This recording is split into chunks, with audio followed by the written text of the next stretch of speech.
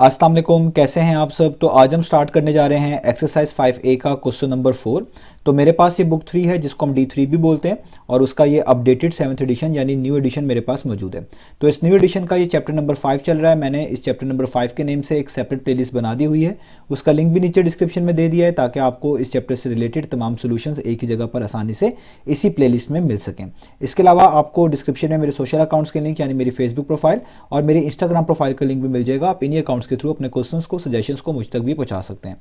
तो आइए स्टार्ट कर लेते हैं क्वेश्चन नंबर 4 को। मैंने क्वेश्चन नंबर 4 की स्टेटमेंट को नीचे नोट डाउन कर लिया है और सबसे पहले पार्ट नंबर ए को नोट डाउन कर लिया। हम स्टेटमेंट को समझेंगे, रीड करेंगे और फिर पार्ट नंबर ए से स्टार्ट लेंगे। तो आइए स्टार्ट करते हैं।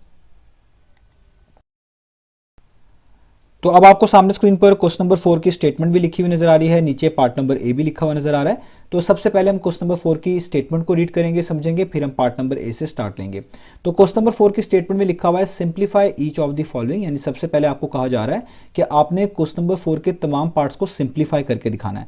सिंप्लीफाई के जनरल मीनिंग होते हैं चीज़ों को सिंपलर टर्म्स में एक्सप्रेस कर पाना, और मैथमेटिक्स में सिंपलर टर्म्स में चीज़ों को एक्सप्रेस करने के लिए यानी सिंप्लीफाई करने के लिए अक्सर औकात आपको एडिशन, सब्ट्रैक्शन, मल्टीप्लिकेशन या डिवीजन में से कुछ ना कुछ करना पड़ रहा होता है। इसके अलावा कॉमन लेना, कैंसिलेशन करना, बहुत सारी चीज़ें इन्वॉल्व होती हैं चीज़ों को सिंप्लीफाई करने में। तो हमारे पास जो पार्ट्स हैं ये इंडेक्सेस से रिलेटेड है। यहाँ पर आपको इंडेक्स नजर आएंगे या आप कह लें इंडेक्सेस डिफरेंट नजर आएंगे। तो इधर आपको लॉस ऑफ इंडेक्सेस की जरूरत पड़ेगी, उनकी मदद से आप इन पार्ट्स को इजीली सिंप्लीफाई कर पाएंगे। तो सबसे पहले तो क्वेश्चन नंबर 4 के स्टेटमेंट में यही कहा गया कि आपने इन पार्ट्स को सिंप्लीफाई करना है जो क्वेश्चन नंबर 4 में गिवन है। आगे आप रीड कर लें तो लिखा हुआ है leaving your answer in index notation where appropriate, और आपने अपने आंसर को इंडेक्स नोटेशन में कोशिश करनी है, रिप्रेजेंट करना है वेयर अप्रोप्रिएट, जहां पर अप्रोप्रिएट हो सके।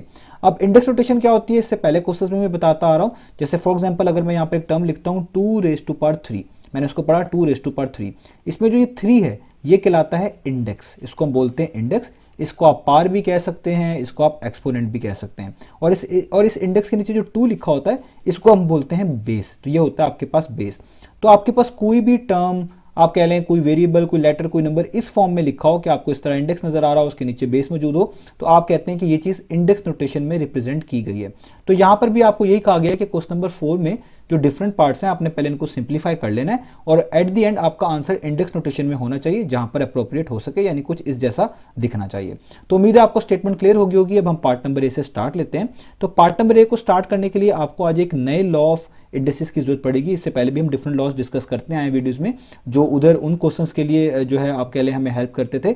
यहाँ पर आज हमने एक नया लॉ जो है समझना है पहले, जिसका नाम है लॉ 5 ऑफ इंडेक्सेस। ठीक है, ये आपकी बुक में भी इसी नेम के साथ अवेलेबल है। अदरवाइज इसकी नंबरिंग आगे पीछे हो जाए इससे कोई इशू नहीं है, लेकिन आपको लॉस जरूर याद रहने चाहिए और आपको समझ में आने चाहिए। तो लॉ 5 ऑफ इंडेक्सेस हमें क्या बता रहा है? लॉ 5 ऑफ इंडेक्सेस हमें जनरली ये बताता है कि अगर आपके पास कोई भी दो टर्म्स हों, कोई दो नंबर्स हों, कोई भी दो चीज़ें हों जिनके ऊपर पार एक जैसी हो, तो आप उनको किस फॉर्म में लिख सकते हैं। जैसे फॉर एग्जाम्पल अगर मैं कहता हूँ कि मेरे पास कोई रियल नंबर ए है, ठीक है, ये ए कोई रियल नंबर है, कोई भी हो सकता है, और इसके ऊपर कोई पार है एन जिसको आप इंडेक्स भी बोलते हैं, और ये डिवाइड हो रहा है किसी और रियल नंबर बी से, बी कोई और रियल नंबर है ए के अलावा, और ये भी जो बी है इसके ऊपर भी सेम पार एन मौजूद है। अब याद रखिएगा जब आप चीज़ों को किसी चीज़ से डिवाइड कर रहे होते हैं तो वहाँ पे एक कंडीशन लाजमी होती है। जिस तरह यहाँ पर ये b raise to power n से डिवाइड हो रहा है तो ये b को 0 नहीं होना चाहिए, क्योंकि किसी भी चीज़ को अगर आप 0 करेंगे और आप डिनोमिनेटर में लिखेंगे तो वो आपके पास अलाउ नहीं होता मैथमेटिक्स में। इसलिए आपने ये कह देना है कि b कोई भी रियल नंबर हो सकता है लेकिन 0 के अलावा होना चाहिए, तभी ये लॉ होल्ड करेगा। तो कोई दो रियल नंबर्स हैं a और b और वो आपस में इस तरह डिवाइड हो रहे हैं और उनके ऊपर एक जैसी पार n है, तो ये लॉ ये कहता है कि आप उनको लिख सकते हैं इस तरीके से कि जो चीज़ पहले लिखी हुई है उसको पहले लिखें, डिवीजन की जगह पे इस तरह की लाइन यूज़ कर लें, जो चीज़ बाद में लिखी हुई जिसने डिवाइड करना है यानी b उसको नीचे लिखें, और इनकी क्योंकि पार एक जैसी है तो आप उस पार को एज अ होल पार इस तरह ब्रैकेट्स डालकर इधर ऊपर लिख सकते हैं। तो ये लॉ 5 ऑफ इंडेक्सेस जो है हमें बता रहा होता है। तो हमने आज इसी लॉ की मदद से इन पार्ट्स को स्टार्ट करना है। अब आप देखें यहाँ पर पार्ट नंबर ए में भी कुछ इसी तरीके से चीज़ें हैं। तो सबसे पहली टर्म देखें वो लिखी हुई है 14 रेज़ टू पावर 13, और डिवीजन के बाद जो दूसरी टर्म लिखी हुई है वो है 7 रेज़ टू पावर 13। तो दोनों की आप पार्ट्स कह लें या आप इनको इंडेक्सेस बोल लें या इंडेक्स अलग अलग बोल लें, तो ये सेम है। तो इस लॉ के मुताबिक अगर पार सेम हो तो नीचे वाली टर्म्स को आप इसी फॉर्म में लिख सकते हैं जिस तरह मैंने आपको यहाँ पर सिखाया। तो आपने क्या लिखना है, आप पहले लिखेंगे इधर पहली वाली टर्म को जो पार के अलावा होगी, पार के अलावा यानी 13 के अलावा जो अंदर लिखी हुई ब्रैकेट्स के अंदर वो क्या है 14, डिवीजन की जगह पर आप लगाएंगे इस तरह की लाइन, फिर दूसरी टर्म को लिखेंगे पार के अलावा जो कि 13 पार है और नीचे 7 है तो आप सिर्फ 7 लिखेंगे, और ये जो पार एक जैसी होगी इसको आप इस तरह ब्रैकेट्स डालकर इधर ऊपर मेंशन कर देंगे। ये सिर्फ आप तभी कर सकते हैं जब पार एक जैसी हो, इस तरह अवेलेबल हो, राउंड ब्रैकेट्स के बाहर मेंशन हो, और फिर आप ये लॉ नंबर 5 यूज़ कर सकते हैं। और इसके आगे आप लिख भी देंगे कि बेसिकली हमने ये लॉ 5 यूज़ किया है, या आप कंप्लीट कोड भी कर सकते हैं तो और भी आसान हो जाएगा।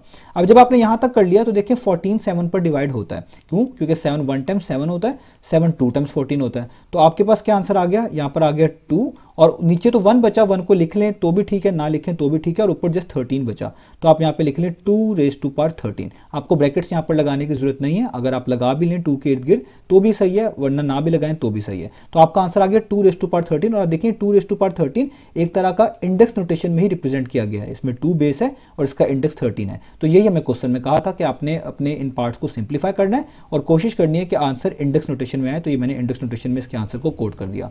तो ये हो गया हमारे पास इसका ए पार्ट। अब चलते हैं इसके बी पार्ट की तरफ।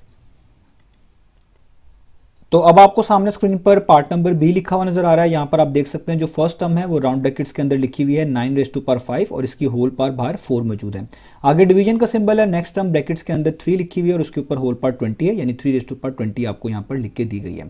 तो सबसे पहले जो ये फर्स्ट टर्म है आपको इसको सिंप्लीफाई करना पड़ेगा, और यहां पर आपको एक और लॉ जिसको हम लॉ नंबर 3 बोलते हैं, मैंने आपको पिछली वीडियोस के अंदर वो बताया हुआ है, पिछले क्वेश्चन में समझाया है, वो आपने यूज करना है। तो लॉ नंबर 3 क्या कहता है? लॉ नंबर 3 कहता है कि अगर आपके पास कोई ऐसी टर्म मेंशन्ड हो जहां पर आपको 2 डिफरेंट पार्ट्स नजर आ रही हो, एक ब्रैकेट के बाहर जिस तरह यहां पर लिखी हुई है 4 और एक ब्रैकेट के अंदर जो 9 की जस्ट पावर है 5, तो ऐसे केस में ये जो दोनों पार्ट्स होती हैं, एक बाहर लिखी हुई होल पार और एक अंदर लिखी हुई पार, इन दोनों पार्ट्स को आपने मल्टीप्लाई कर देना होता है और बाकी तमाम चीजों को एज इट इज लिख देना होता है। तो हम भी यहां पर ऐसे ही करेंगे, हम राउंड ब्रैकेट वैसे ही लगाएंगे, 9 को वैसे ही लिखेंगे, राउंड ब्रैकेट क्लोज भी वैसे ही करेंगे, जस्ट इस 5 को और 4 को, इन दोनों पार्ट्स को मल्टीप्लाई कर देंगे। सो 5 4 टाइम्स कितना होता है 20, तो यहां पे आ जाएगा 20। आगे डिवीजन का सिंबल वैसे ही, और जो नेक्स्ट टर्म है ब्रैकेट्स 3 और इसकी होल पावर 20 वो वैसे का वैसे उतार दी। तो ये बेसिकली मैंने लॉ नंबर 3 यूज किया है जो मैं पिछली वीडियोस में आपको पढ़ा चुका हूं।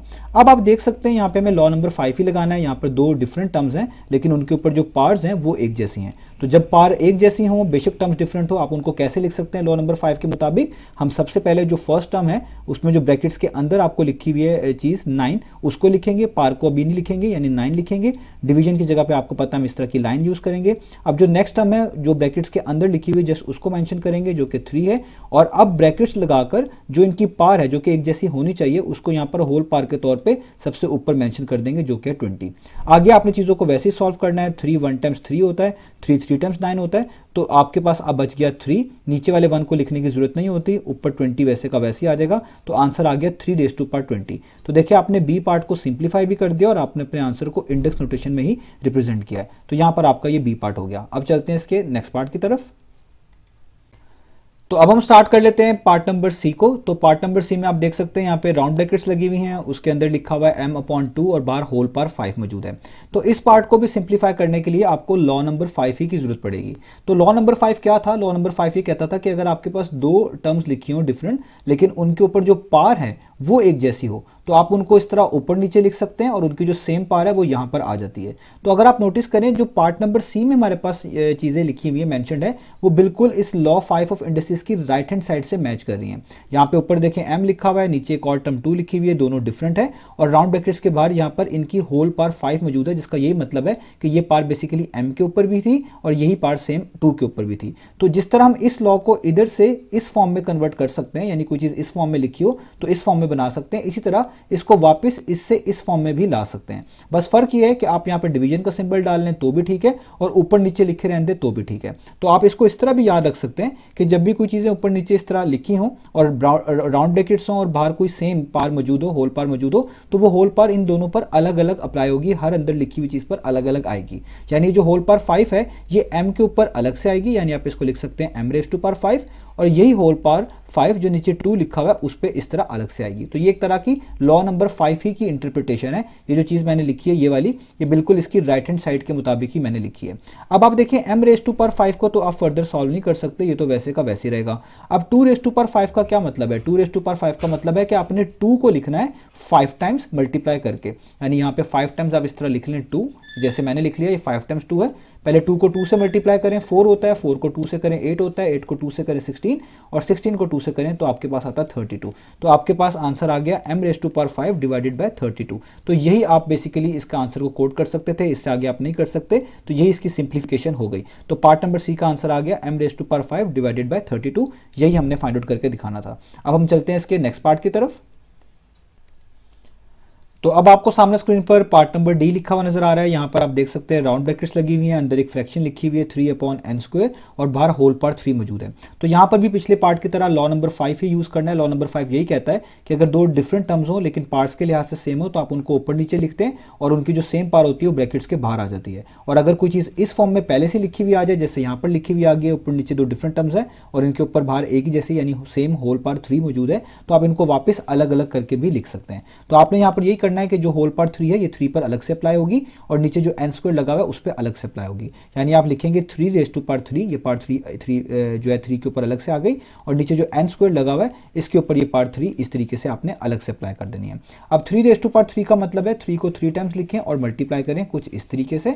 अब जस्ट इनको सॉल्व ही करना है मल्टीप्लाई करके। 3 टाइम्स होता है 9 और 9 को आगे वाले 3 से मल्टीप्लाई करेंगे तो आ जाएगा 27, यानी ऊपर तो बन जाएगा 27 और नीचे मैंने आपको अभी लॉ नंबर 3 बताया था, जो पिछले क्वेश्चन में बता चुका हूं कि जब भी कोई ऐसी टर्म मेंशन हो जो ब्रैकेट्स के अंदर हो, ब्रैकेट्स के बाहर भी कोई पार मौजूद हो, अंदर जो चीज लिखी हो उधर भी आपको पार लिखी हुई नजर आ रही हो, तो ये दोनों पार्ट्स यानी ये बाहर लिखी हुई पार जो होल पार होती है और ये अंदर लिखी हुई पार, इनको आप मल्टीप्लाई कर देते हैं और बाकी चीजों को एज इट इज लिख देते हैं। यानी आपने ब्रैकेट्स वैसे लिखनी है, एन वैसे लिखना है, ब्रैकेट क्लोज भी वैसे करना है और जस्ट 2 और 3 को आप मल्टीप्लाई कर सकते हैं। ये दोनों पार्ट जब भी इस फॉर्म में लिखी हुई आएंगी ये मल्टीप्लाई होती है। तो 2 3 टाइम्स कितना होता है 6। ये मैंने कौन सा लॉ यूज किया है? लॉ नंबर 3 यहां पर यूज किया है। अब आप देखें इससे आगे आप इसको सॉल्व नहीं कर सकते, तो आपका फाइनल आंसर यही होगा कि आप ऊपर 27 लिख देंगे, नीचे अब आपको ब्रैकेट्स लगाने की जरूरत नहीं है, आप just n raise to power 6 भी लिख देंगे तो भी काफी है। तो ये आपके पास हो गया पार्ट नंबर डी का आंसर। अब हम चलते हैं इसके नेक्स्ट पार्ट की तरफ।